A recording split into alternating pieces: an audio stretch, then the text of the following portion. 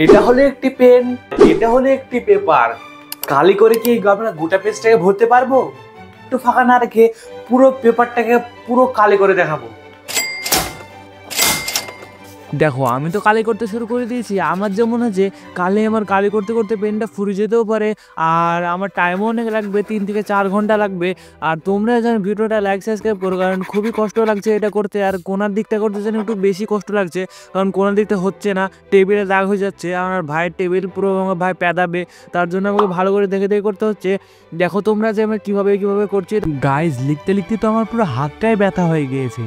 তো guys finally আমার এটা করা হয়ে গেছে, আর একটু একটু বাকি আছে। একটু করার পর তোমার ফাইনালি এতটা লেখার পরে শীষের অবস্থা দেখো, পুরো ফুল থেকে এতটুকু চলে এসেছে, এতটুকু শীষে চলে এসেছে। আর তোমার কতটুকু লিখেছে সেটাও দেখা। তো জাস্ট এতটুকু হয়েছে, আর একটু বাকি আছে, তাহলে আমার গোটা পেজটা হয়ে যাবে। তো তোমাদের সাথে গোটা পেজটাকে কালি করে দেখা হচ্ছে।